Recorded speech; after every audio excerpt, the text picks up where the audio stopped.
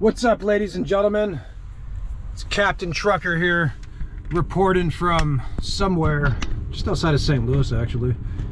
Anyway, so hope you're all doing good. Please subscribe. So I had like kind of a two-part story I had to tell you all about something that kind of happened recently that was a bit disturbing, but does strange things do happen. So a while back, I was doing my trucking thing. I was on the road, and I was down around Ocala, Florida, and I have a grandmother who's still alive who lives down there, okay? And my grandmother, God bless her, she's almost 100 years old, okay? So it's almost visiting an ancient oracle, or like somebody who's created like all this human life and generations and family trees. So it was like pretty cool.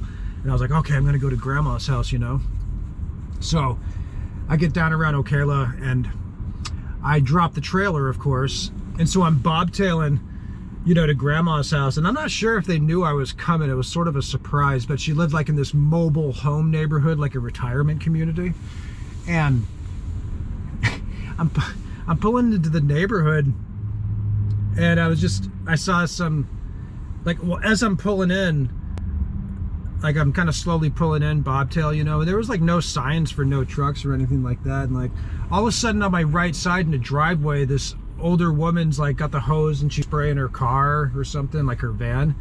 And she starts like having contortions and stuff, freaking out. And I have the window rolled down a little bit, and I hear her yelling, "You can't bring a truck here!" I'm serious. And I was like, oh my God. So I better talk to this person, settle the situation down. So I'm like, I kind of slow the truck down. I roll down the window, and I'm like, oh, hey. And like then she like hides behind her van. And, oh, hey, ma'am, I was just wondering if, I was asking her about the street or whatever, And then out of the corner of the house, the husband comes, and he's holding, I guess just coincidentally, he's holding shears, like these long blades that you cut bushes with, because that's what you do when you're retired, I guess. You just want to cut the bushes today, honey. This dude had a tank top on, and he's slowly walking towards the truck, almost ominously, holding these blades, right? And I'm kind of like got the window down in the passenger seat going, I'm like, oh my God, what the hell, what's going on here? You know what I mean? And the guy comes up to the window, and I say, oh, hey, I was just wondering if, and he goes, what do you think you're doing? Bringing this truck into this neighborhood? And his eyes were black as death, like soulless, like there was nothing there except death. Like this was it. This man had been like waiting his whole life just to like kill somebody that came into the neighborhood, type of thing. And I'm thinking like, oh my God. I'm serious. He goes, I drove a truck for so many years. And he goes, you know what this thing is? It's a piece of shit. And I was like, oh. I said, oh, hey, listen. I was like, I'm just trying to go visit my grandmother. I wasn't trying to bother. He goes, you didn't see the sign, the no truck sign? I said, no, I didn't. Because there wasn't. I went back later and I checked, and there was no sign. And then he goes, you know what you remind me of? You remind me of a stupid Puerto Rican. What is this? Like, what is going on here, dude? And I'm so taken aback. I don't even know. It's just such an awkward situation, because like I'm going to go, I hadn't seen my grandmother and my aunt and uncle over there for like a long time. You know what I mean? If I start an altercation with this guy, if I, get him back, or I'm rude to him, my grandmother's neighbor, right? Then like, oh, we haven't seen our grandson in a long time, and he started a fight in the neighborhood or something like that, you know what I mean? He started an altercation with the neighbor. So I'm just like sitting there taking crap from this guy. Okay. I was like, okay. And I just left. And it was really weird. Really weird. I'm not exaggerating, like that really happened. It was like, whoa. I was able to visit my grandmother, and that was really cool. I hadn't seen my uncle and them in like many years, and they were as gracious as could be, and it was really sweet. It was awesome. Yeah, we had a lovely visit. So I left just after a couple hours, I mean, my grandmother's almost 100 years old. I didn't want to like bring any like too heavy energy around her. It was just sort of like a high hug and, you know, take care type of thing. But when I left, I go to the local gym, right? And so I'm working out, I exercise, I run my 5 miles probably, and I'm like, I go take a shower. And I'm in like the corner, last shower, and at this gyms, they have these little private booths sort of with a curtain that you can go and like change your clothes or whatnot. And I think I heard this strange noise, this grunting in pain though. It sounded like somebody was in pain. Like, you know, like someone might need help, right?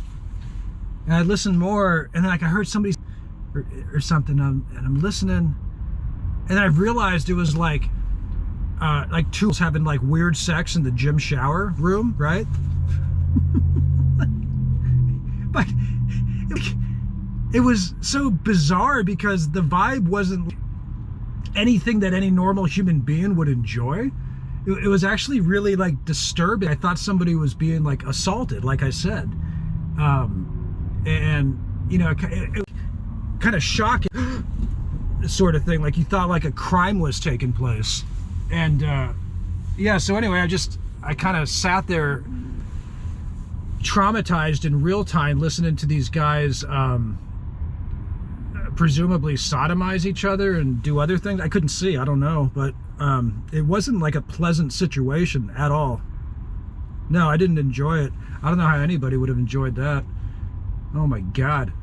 But anyway, so they finish and leave. I hear them leave, right? And I'm still in the shower. And so they leave, right? And so I kind of wait a while to make sure they left. And I get out of the shower, I put my towel on, and I'm walking out, and I see the manager, one of the workers coming in. And because I was leaving the scene of that weird situation in the back of the room, I didn't want them to think it was me, right? So I kind of walk up to them and I'm, hey guys, did you hear anything weird back there? I thought I heard something strange. And he kind of said something, oh yeah, somebody reported that some guys were doing some monkey business or something weird. I'm like, okay. Well, that's that. So yeah, that was my day going to visit Grandma. Oh my God. Unbelievable. It's very strange. Anyway, I've been listening to like Richard Nixon lately for some reason. I don't know why. Like I'm going through this Richard Nixon phase. If anybody's listened to the Watergate tapes, they're available on YouTube, and you can listen to Richard Nixon back in the day on the telephone. It's like, it's the funniest stuff you'll ever hear, man. He's so honest and it's so raw. He's talking to Pastor Billy Graham on the phone. This is Richard Nixon. And he says, well, my concern is these groups of homosexuals. And if we give them too much of a platform, my concern is for the American families, because once this stuff becomes so prevalent in the culture, you're going to have confusion in the household. You're going to have a lot of people being offended by things. You're going to have a lot of people complaining all of a sudden. Billy Graham like, yeah, I totally agree, Mr. President. And Nixon goes on, he says something. Well, let's be totally honest. There were homosexuals in history. Aristotle was rumored to be one. The Greeks, many of the Greeks were. A lot of artists and musicians were. But you see, those men had real dignity. They recognized that it was not the best thing for their culture, so they didn't go talk about it. No, they did not. And then this is another one. He's in this cabinet meeting with his, I guess, cabinet, whatever. And he goes, my God, whose idea was it for us to go to San Francisco? I swear that is the most f***y place I've ever been in my life. I will never shake hands with a man from San Francisco. I don't want any of the photos from that trip getting leaked to the press. We don't need that image. Not this White House. Richard Nixon, man. Well, the thing is, you know, that kind of stuff now pales in comparison to like the last president. But I think at the time, you know, if Americans heard that, it was so shocking. Like, I can't believe our president spoke that way. You know. Anyway, that was kind of random, but yeah. Well, the reason I say that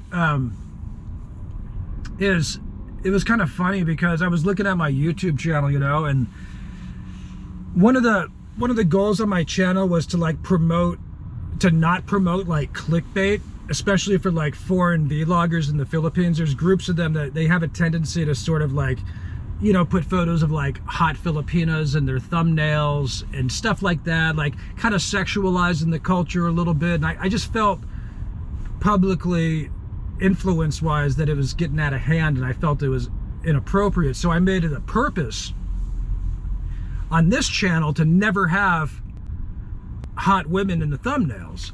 But then it occurred to me, and I was talking to one of my friends and fellow vlogger the other day. I said, oh man, I was like, you know, it just occurred to me, like I was trying to do that, but I was looking at like my channel and there's no women at all. And in fact, there's just like, you know, me with my shirt off and like videos of we're doing like the gym at the Filipinos with all the, you know, young Filipino men bodybuilders. And I'm like, oh wow, I wonder what kind of image that looks like. But here's the thing. You know, I'm a 40-year-old man. Like, I don't feel compelled to like show off women I've dated or whatever in the past or currently, like in my thumbnails or something like that. You know what I mean? Because you kind of see a lot of that like in foreign vloggers, and like I said, these countries do have bad reputations for like sex tourism and stuff. So I do feel it's a bit irresponsible. I call it like pimping for clicks. Right? So, you know, you got people like for fractions of a penny, and they got the hot Filipinas in their thumbnails, and I don't know, I wanted to stay away from that. But then, like I said, it occurred to me, like my channel, there's no women. And there's a video of Filipino bodybuilders, and then me in the community section with my shirt off, and I'm like, oh wow, maybe that is a different look. God. I don't know, man. I don't need to put them on, or like, I don't want to flash women, like I said, because of that sort of reputation. And you know, I don't need the validation. I'm like a 40-year-old man. Like, I've dated different types of women in the past. Beautiful women, not so beautiful women, professional women like engineers, and then maybe like a woman from the Philippines provinces. It's like I don't want to make the whole channel about Filipino women or something, or talk about that too much. It's just overdone. And it's just like, okay, I get it. Like, you're an older man and you got to meet a younger woman. Hooray. You know, come out to the Philippines. Anyway, there's other stuff going on. And, you know, it has been done before. You know, for the men that do that. I'm not, I mean, look, these are grown men, whatever. They can do what they want. I just felt I would set an example on my channel. And the reality is there's other big foreign vloggers in the Philippines that actually do not have those type of photos and necessarily subjects and stuff like that on their channel, and they have very successful channels. So I think clickbait can be overrated, personally. But there you go. Anyway, that's my story for the day, guys. It's Captain Trucker. Please subscribe. I got to carry on here. Be good, guys. Bye-bye.